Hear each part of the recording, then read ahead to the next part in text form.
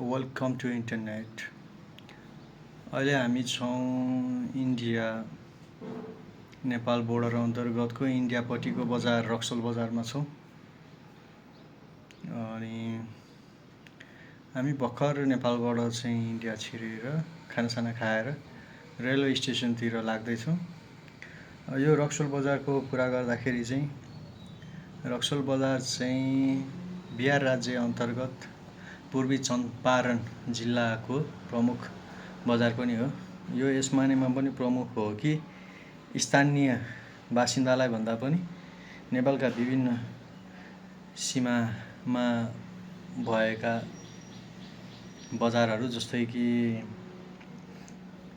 वीरगञ्ज, सिमरा, हेटौडा, निजगढ लगायत नारायणघाटदेखि चाहिँ मान्छेहरू चाहिँ यहाँ किनमेल गर्न आउने बजार हो।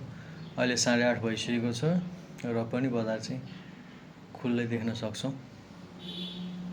अनि हामीले चाहिँ आज हिँडेरै ट्रेन स्टेसन जाने निधो गऱ्यौँ, किन भन्दाखेरि हामीसँग चाहिँ धेरै टाइम छ।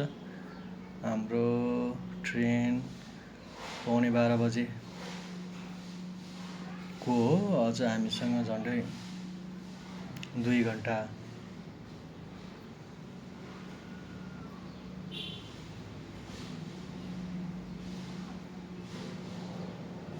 समय छ, त्यसैले चाहिँ अलि अँध्यारो रहेछ यता। ल, यो चाहिँ रक्सोलको ट्रेन स्टेसन हो।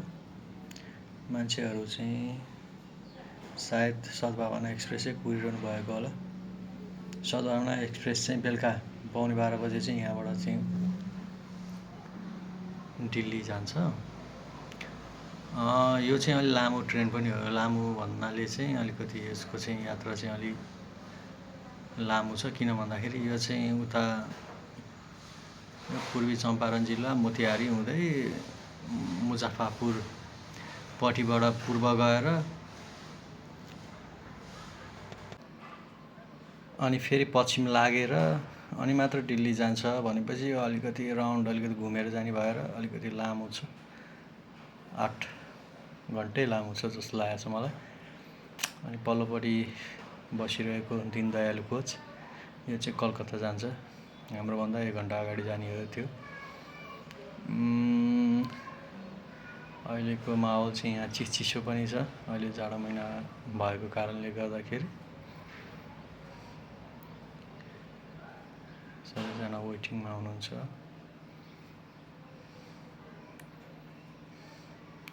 क्यामेरा अलि बढी घुम्यो जस्तो लाग्यो।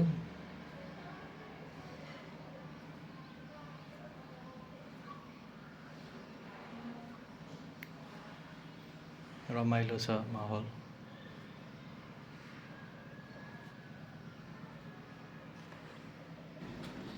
पौने 11 भइसक्यो, खोइ त हिँड्ने छाटकाटै छैन। अघि मैले भनिरहेको थिएँ कि यो अलि लामो पनि छ भनेको। लगभग यो चाहिँ 29 घन्टा लाउँछ भन्दाखेरि बिहानको 8:40 जानुभयो भने चाहिँ सत्याग्रह भन्ने जान्छ। झन्डै 24.5 घन्टामा चाहिँ आनन्द विहार पुर्याउँछ। त्यो चाहिँ अलिक छिटो छ। त्यसै गरी सुगौलीबाट जान्छ, त्यो चाहिँ 21 घन्टामै पुर्याउँछ। सुगौली भने चाहिँ यहाँबाट लगभग 20 किलोमिटर पर पर्छ। छोटो ट्रेन हुँदाहुँदै पनि थाहा हुँदै पनि अब हामी चाहिँ लामै ट्रेनमा चाहिँ यात्रा गर्दैछौँ। किन भन्दाखेरि चाहिँ सबैजनाको चाहिँ समय मिलाउनु पर्ने भएको कारणले गर्दाखेरि चाहिँ आजको दिन पनि प्रोडक्टिभ बनाएर दिउँसभरि काम सिताएर ओरेर छाँडो गरेर हामी रातिको ट्रेन चढ्ने भनेर बेलुका 6 बजेतिर चाहिँ हेटौडाबाट हिँडेर यहाँ आइपुग्यौँ। अब केही छैन, ट्याक्क ट्रेन चढ्नुपर्छ अनि निद्रा लाग्यो भने सुत्नुपर्छ। तर ट्रेनले आज डिले गरिरहेछ। पौने 12 भइसक्यो, तैपनि ट्रेन हिँड्ने जमर्को गर्दैन।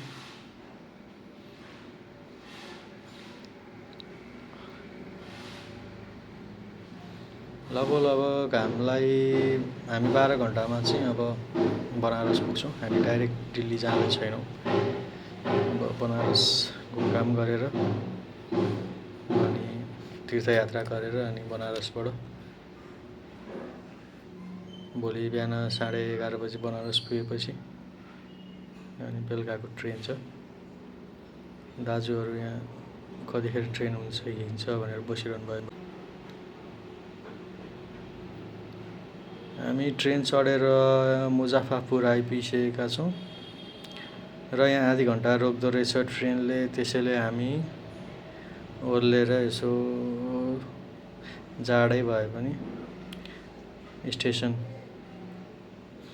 परिक्रमा गर्दैछौँ। देख्न सक्नुहुन्छ 3:30 भयो, घडी पनि छ। अहिलेसम्म निद्रा लागेको छैन। अब सुत्ने कोसिस पनि गर्नुपर्छ।